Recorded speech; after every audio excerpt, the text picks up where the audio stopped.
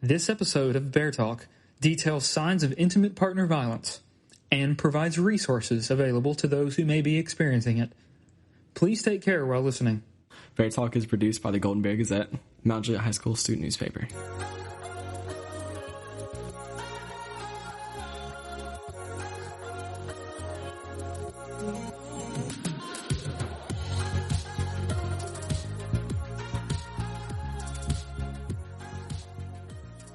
Welcome back to Bear Talk. I'm Anilkumar. I'm your host. I'm Gabe Lawton, your co-host.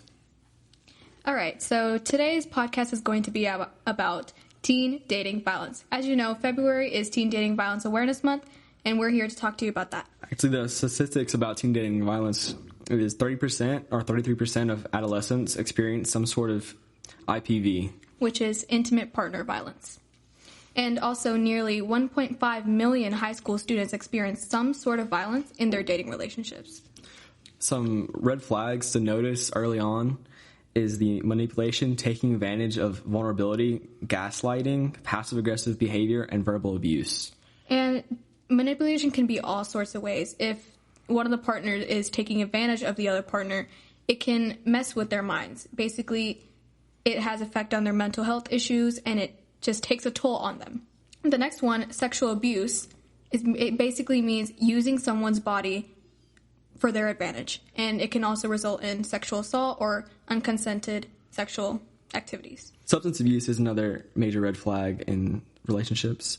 There's alcohol abuse, drugs, smoking, these leading to unhealthy behaviors such as forcing the partner to try these unhealthy habits.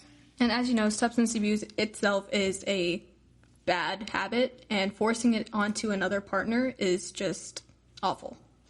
Another one is cheating. This is self-explanatory. If your partner is cheating, you should not be in this relationship whatsoever. Also, physical harm. Like, if they're just really, being abusive and they're trying to act funny and it's just leading to you coming with bruises home or saying, oh, I'm sorry, I didn't mean to do that, it's physical harm. And when you're being physically harmed and they try to justify it, that's also another type of manipulation. Basically, they try to justify it as oh, I'm sorry, I didn't mean to do that, and you know I love you, all that. Exactly. Also, some issues that cause people to stay in their unhealthy relationships and feel like they're trapped is the shame and guilt of their partner. They're wanting to say, oh, it's not their fault, it's mine and we can fix it. Being negligent or in denial. Fear of harm. Basically, if you're fearing the fact that your partner may harm you if you try to separate, that is also another reason why people stay in the unhealthy relationship. Also, victim blaming. For example, if someone says, oh, I'm in an abusive relationship, some of their friends, even family, are going to say, no, it's not happening to you.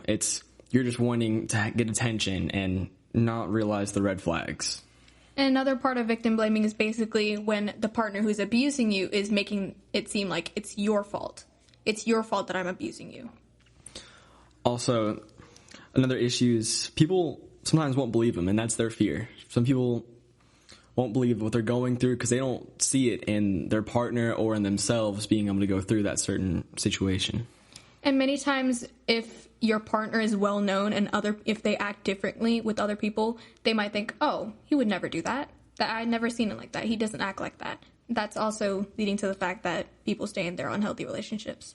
Exactly. And due to these issues, many people end up with mental health issues that can majorly affect them.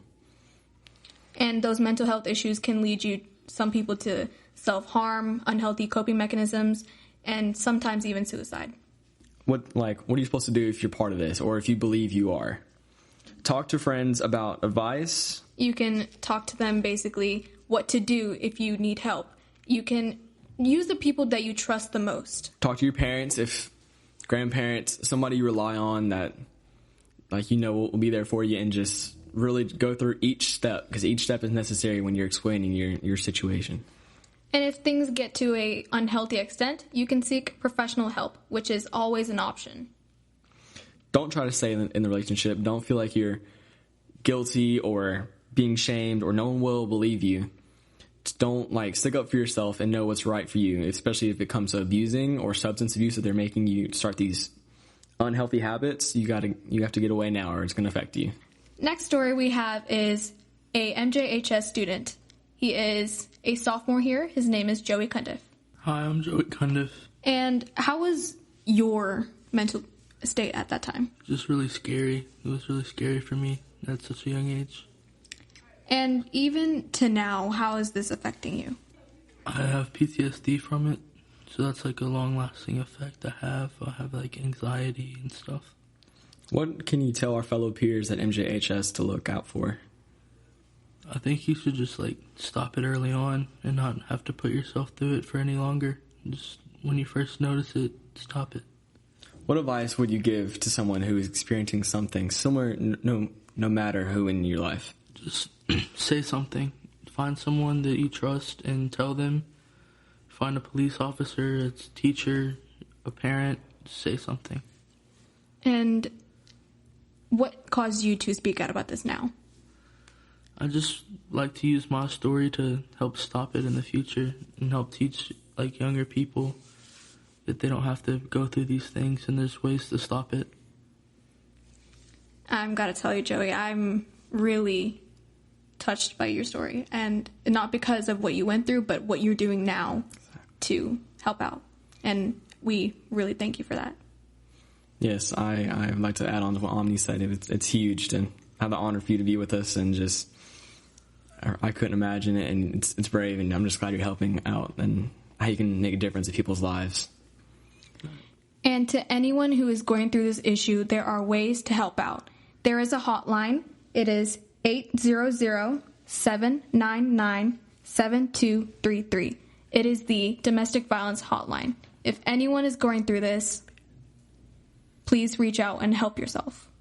Again, the number is 800-799-7233. And even if you don't think it is to an extent to reach out to a help of a hotline, there are many resources in your high school as well.